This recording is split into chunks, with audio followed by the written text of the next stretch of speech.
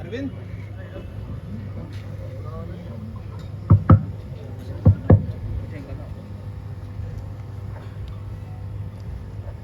పోయే సంవత్సరం ఒక వాలంటీర్ మీటింగ్ మనం ఇక్కడనే పెట్టుకున్నాం కదా. పోయే సంవత్సరం ఎంతమంది వచ్చినారు? ఓకే, దాదాపు చాలా వరకు కార్యకర్తలు పోయే సంవత్సరం చాలా మంచి పని చేస్తున్నారు. హిందీనా తెలుగునా? ఒక్కొక్క కార్యకర్త ఏ బాధ్యత ఇచ్చినాం కదా, ఎండింగ్ వరకు ఆ కార్యకర్త జరగలే. ఎందుకంటే దాదాపు 2010 నుంచి మన తెలంగాణలో, ప్రత్యేకంగా మన భాగ్యనగరంలో శ్రీరామనవమి శోభయాత్ర సక్సెస్ఫుల్ అవుతుందంటే అది మన రామ భక్తుల వల్లనే. అది మనం ప్రతి సంవత్సరం ఇది చెప్తూనే ఉంటాం. ఎందుకంటే రామ భక్తులు లేకపోతే ఏ కార్యక్రమం కూడా సక్సెస్ఫుల్ కాదు. అందుకోసం ప్రతి సంవత్సరం ప్రతి ఒక్క రామ భక్తుల వల్లనే మన శ్రీరామనవమి శోభయాత్ర చాలా ఘనంగా జరుగుతుంది. మంచి శోభయాత్ర వెళ్తుంది. దాదాపు 10 అవర్స్ శోభయాత్ర యావత్ ప్రపంచంలో కూడా ఎక్కడ కూడా వెళ్ళదు, మన భాగ్యనగరంలో వెళ్తుంది. 10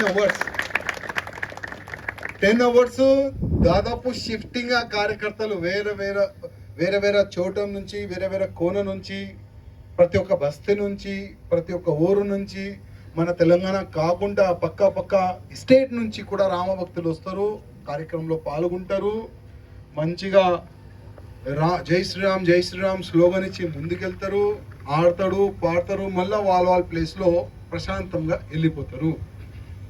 ఈ ప్రత్యేకంగా మన శ్రీరాముడు ఆశీర్వాదం ప్రతి ఒక్క రామ భక్తుల పైన ఉంటుంది అనుకోండి. ఎంత ఎండ ఉంటుంది, ఎంత భయంకరమైన ఎండ ఉంటుంది మీ అందరికీ తెలుసు. కానీ ఆ స్వయం దేవుడే మన నెత్తి పైన చేయి పెడతారు, ఆ విధంగా ఫీలింగ్ వస్తుంది. మీ కింద అంతా నేను పైన ఉంటా. కానీ ఆ రోజు ఆకలి కూడా కాదు, వాటర్ తాగని కూడా యాదు కూడా ఉండదు. జస్ట్ రామ భక్తులే కనబడతారు మనకు. అంత మంచి కార్యక్రమం ఎవ్రీ ఇయర్ జరుగుతుంది. అదేవిధంగా ఇప్పుడు మనము పోయే సంవత్సరము ఎక్కడెక్కడ తప్పులు జరిగినాయి, ఈ సంవత్సరం ఆ తప్పులని మనం ఏ విధంగా కరెక్ట్ చేసుకోవచ్చు, పోయే సంవత్సరం అన్నీ కూడా మనం నోట్ చేసుకున్నాము. ఇప్పుడు కొంతమంది కార్యకర్తలు మాట్లాడినారు, పవన్జీ ఎట్లా ఇంకా ఎంత బాగా చేస్తే బాగుంటుందని, ఇంకా ఏదైనా సజెషన్? ఓకే, ఎవరైనా సజెషన్ ఇవ్వాలంటే కూర్చొని ఎవరు కూడా లేవకూడదు. పోయే సంవత్సరం మీ అనుభవం ఉండొచ్చు, ఇది మంచి జరిగింది, కానీ దీనికి ఇంకా ఈ విధంగా చేస్తే చాలా బాగుంటుంది అనేవాళ్ళు ఎవరన్నా ఉంటే కొద్దిగా కూర్చొని చేయలేబట్టండి. ఓకే, కింద కూర్చొని చెప్పు.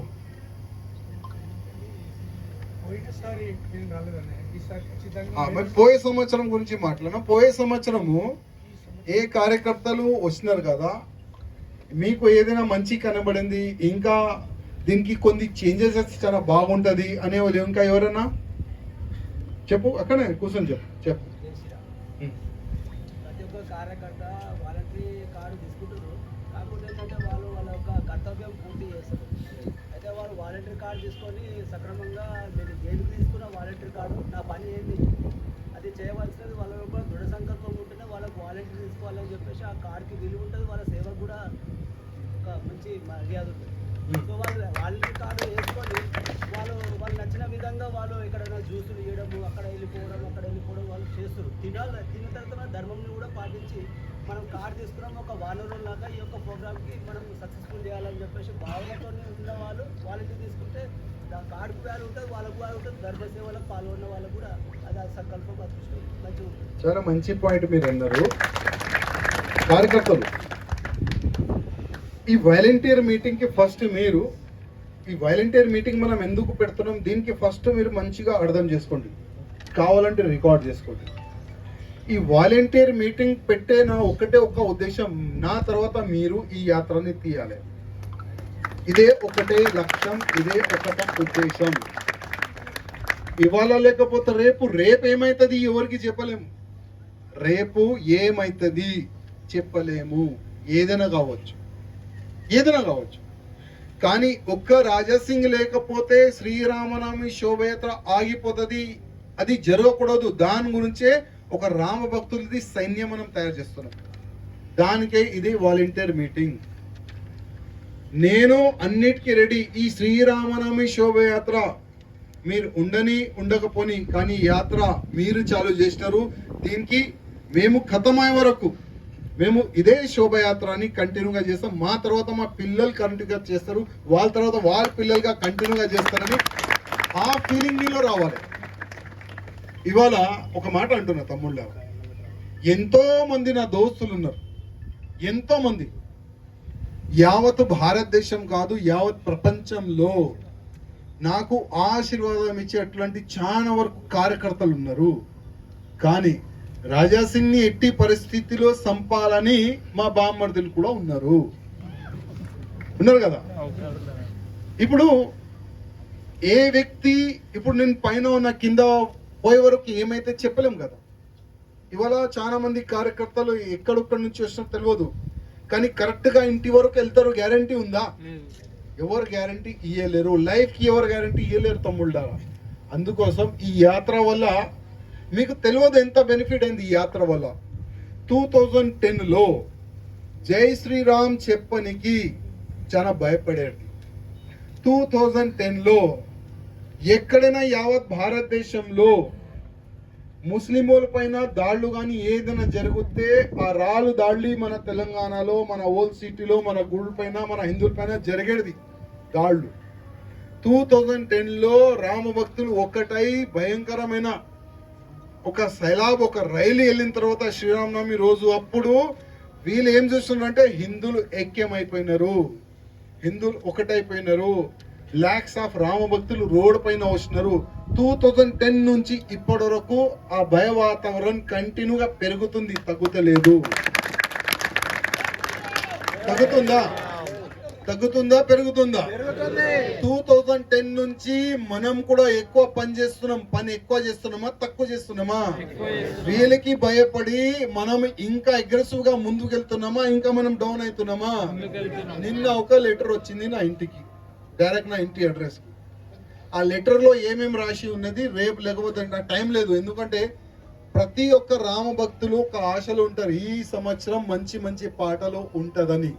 దాంట్లో దాదాపు ఒక్క నెల నుంచి మంచి పాటలు తయారు చేయాలి, మంచి మ్యూజిక్ లో మన ధర్మ పాటలు తయారు చేయాలి, మన దేశభక్తి పాటలు తయారు. దాంట్లోనే నేను ఫుల్ బిజీ ఉన్నా. ఒక లెటర్ వచ్చింది నా ఇంటికి, దానికి ఓపెన్ చేసిన మంచి మాట రాసిండు బాడుకోగాడు.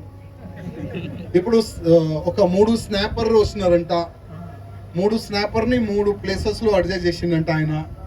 ఆ స్నాపర్ వాళ్ళు మన పైన దాడి చేస్తారంట. ఇంకా 2 ప్లేసెస్ లో ఆయన బాంబు కూడా పెడతారంట. చూద్దాం పెడతారా లేదా, చూద్దాం కదా. ఇప్పుడు పోలీసు వాళ్ళకి ఆ లెటర్ చూపెడితే కూడా సార్ ఇట్లాంటి వస్తూనే ఉంటది, ఏం కాదు వాళ్ళు అంటారు. అది కూడా మనకు తెలుసు. వాళ్ళకి యాక్షన్ తీసుకొని వాళ్ళకి లేదు. ఎందుకంటే రాజాసింగ్ ఎప్పుడు పోతే మేము ఫ్రీ అవుతామని ఆలోచనలో పోలీసు వాళ్ళు ఉంటారు. ఓకే, వాళ్ళు అట్లాంటి రెడీ ఉంటే మనం కూడా రెడీ ఉన్నాం, నో టెన్షన్. కానీ ఇంకా ముందు మనం ఏమి చెయ్యొచ్చు, ఇంకా బాగా ఏమి చెయ్యొచ్చు. కానీ ఒక్కటే నేనేం చెప్పినా, నా తర్వాత మీరు రెడీ ఉండాలి. ఇప్పుడు పోయే సంవత్సరం దాదాపు పవన్జీ ఎంతమంది కార్యకర్తలు మన దగ్గర లిస్ట్ ఉండే అంతమంది కార్యకర్తలు ఇక్కడ వచ్చినారో లేదో అది మీరు చూసుకోవాలి. ఇంకోటి నెక్స్ట్ మనం ఈ శ్రీరామనవమి శోభయాత్రకి దాదాపు కృష్ణాబాయ్ అంటుండు బండి వెనుక కొంతమంది ప్రత్యేకంగా ఉండాలి. ఎందుకంటే ఓకే, శత్రు ఆ విధంగా ఆలోచన చేస్తే మనం కూడా శత్రుని ఏ విధంగా నచ్చి చెప్పాలి, మనకు కూడా ఒక ప్లాన్ ఉండాలి కదా. ఆల్రెడీ ఒక ప్యారలల్ ప్లాన్ మనం కూడా తయారు చేసి పెట్టుకున్నాం. కానీ మన రామ భక్తులకి ఎట్టి పరిస్థితుల్లో ఒక చిన్న ఒక రాయి కూడా పడొద్దు మన కార్యకర్త పైన, ఆ ఆలోచన మనకు ఉంటుంది. అది మీ బాధ్యత కూడా ఉంటుంది. కొద్ది మీరు కూడా ఇవాళ ఒక వాలంటీర్ వచ్చింది కదా, ఎంతమంది దోస్తు ఉంటారు? కట్టర్ దోస్తు కావాలి, డూప్లికేట్ దోస్తు కదా. మనకు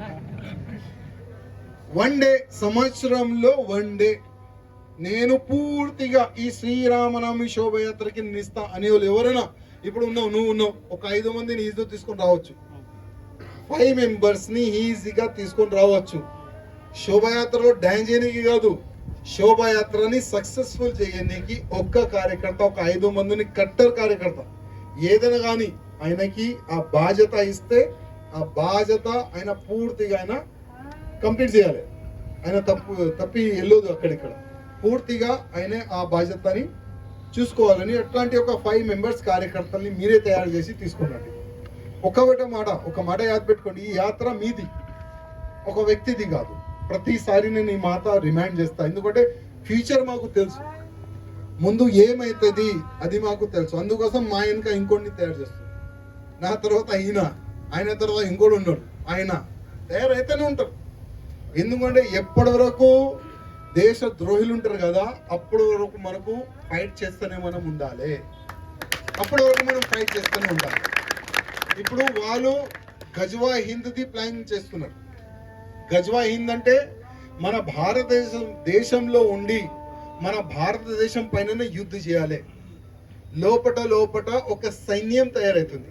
కానీ మన హిందువుల్లో ఏ విధంగా సైన్యం తయారవుతుంది? నడ్రా ఇవాళ నైట్ పుల్వాటం, నడ్రా అక్కడ కూర్చుందాం, ఆ చౌరస్తాలో కూర్చుందాం, మన ఇంటి బయట గడపలో కూర్చుందాం. ఏ టైం వరకు? పొద్దుగాల 4-5 వరకు మేలుకుంటారు, మళ్ళీ పండుకుంటారు, మళ్ళీ నెక్స్ట్ డే 12, 1, 2కి మళ్ళీ లేస్తారు, మళ్ళీ అయిందిరా అది దిగిపోయింది, మళ్ళీ నైట్ ఎవరు తగ్గిస్తారా? కొన్ని హిందువుల్లో ఈ విధంగా వాతావరణం క్రియేట్ అవుతుంది. మన హిందూ కార్యకర్తలు ఆ వేలో వెళ్తున్నారు, కానీ మన దేశాన్ని సర్వనాశనం చేయడానికి ఒక పెద్ద కుట్ర నడుస్తుంది.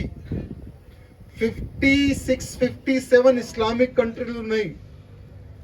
ఇంకొక ఇస్లామిక్ కంట్రీ భారతదేశాన్ని చేయడానికి ఒక పెద్ద కుట్ర నడుస్తుంది. దానికే గజ్వా హింద్ అంటారు. అది చాలా మంది కార్యకర్తలకు తెలుసు, కొంతమంది కార్యకర్తలకి తెలియదు. కానీ మన భారతదేశాన్ని గజ్వా హింద్ కాదు, భగవా హింద్ చేయాలంటే ప్రతి ఒక్క కార్యకర్త మేలుకోవాలి. ప్రతి ఒక్క కార్యకర్త మేలుకుంటేనే మన భారతదేశం మనం కాపాడవచ్చు. మన భారతదేశంలో హిందువులు ఉన్నారు, వాళ్ళకి మనం కాపాడవచ్చు, లేకపోతే కష్టం. ఇప్పుడు ఇరాన్ కదా, ఇరాన్లో ఒక 2 యుద్ధంలో ఒక వ్యక్తి చనిపోయాడు, ఇరాన్లో చనిపోయాడు. కానీ వీళ్ళు ఎక్కడ ఏడుస్తున్నారు? మన హైదరాబాద్ లో కొట్టి ఏడుస్తున్నారు.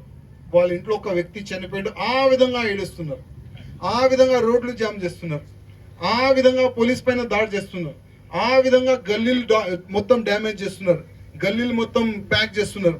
మన తెలంగాణ కాదు, ఇది మన హైదరాబాద్ కాదు, యూపీ కానీ, మధ్యప్రదేశ్ కానీ, మహారాష్ట్ర కానీ, భారతదేశంలో ప్రతి ఒక్క స్టేట్ లో ఒక వీళ్ళు తమాషా చేస్తున్నారు కదా.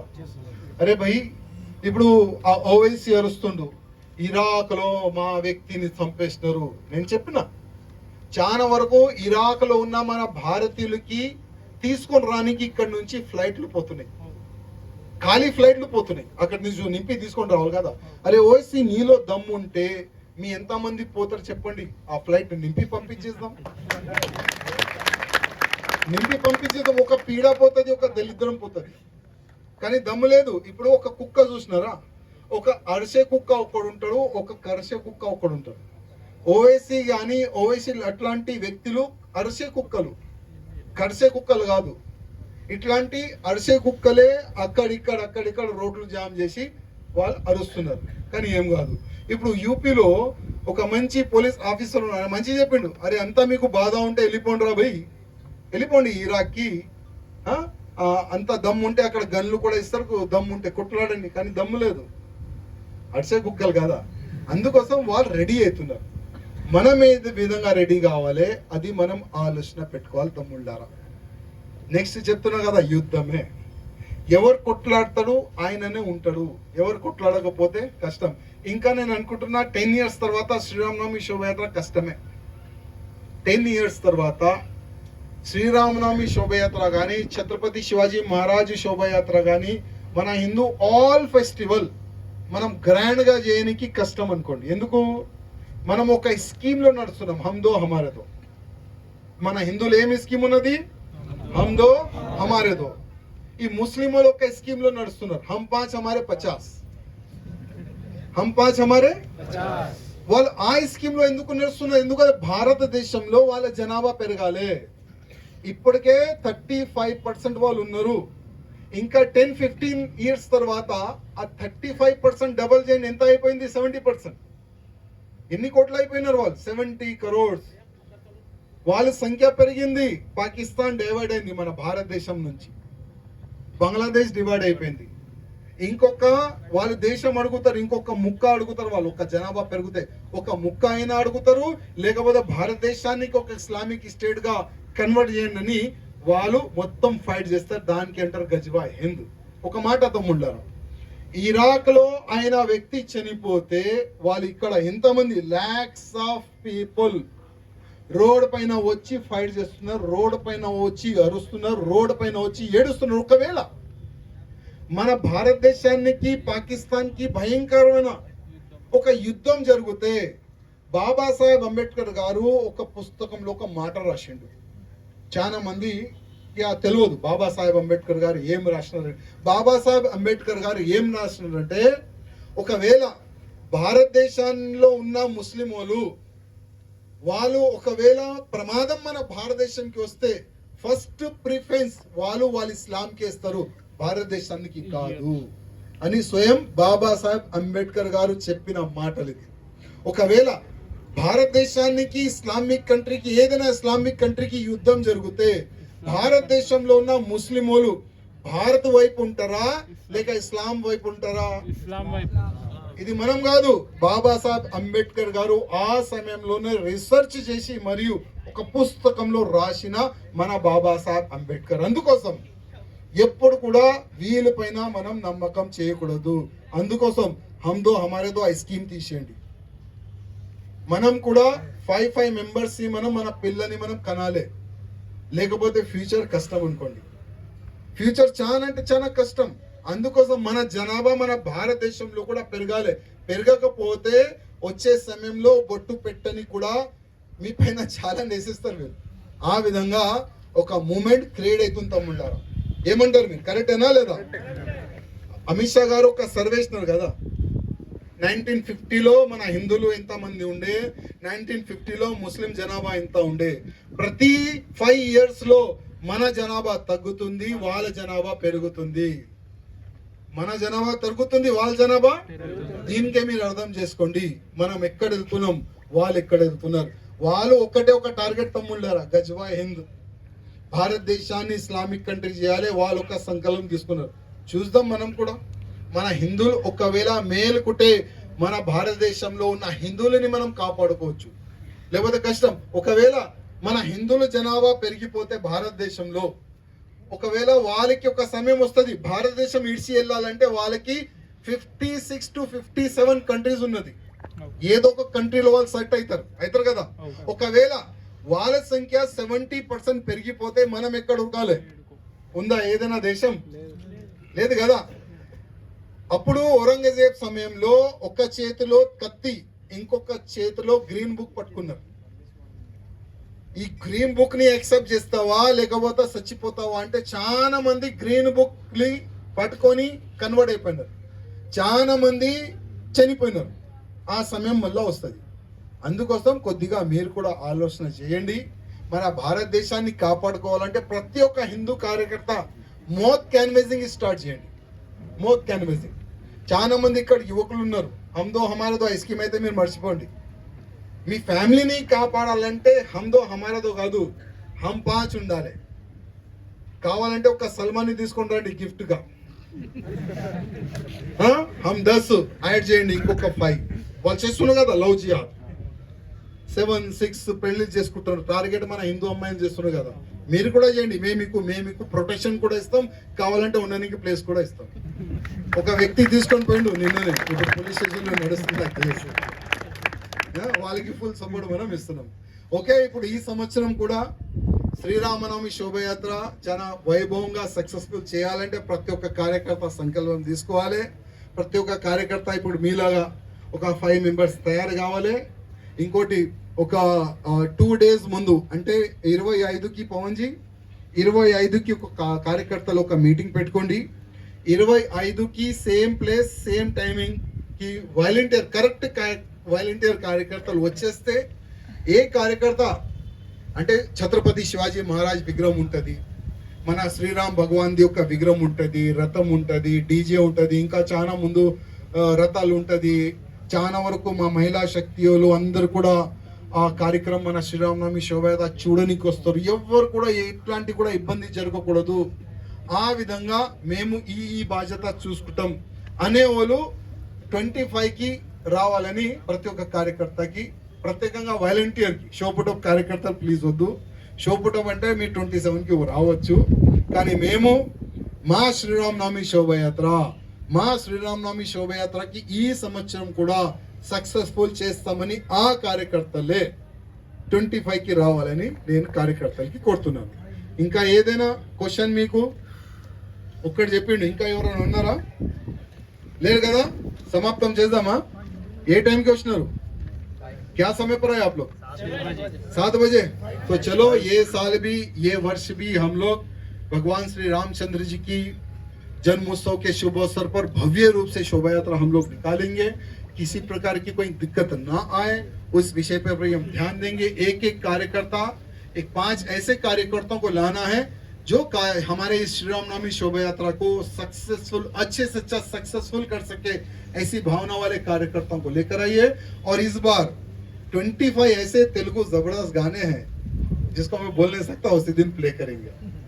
और 70 to 80 लगभग अच्छे हिंदी सॉन्ग्स भी है, वो भी आप लोगों को हम 27 के दिन शाम में सबको हम लोग व्हाट्सएप के माध्यम से गाने आप सबको दे देंगे। कौन जी? ఓకే పవన్ జీ, ఇంకా మీరు చూడండి. జై శ్రీరామ్. భయ్య చెప్పినట్టు షోపుటప్ కార్యకర్తలు ఉందామా?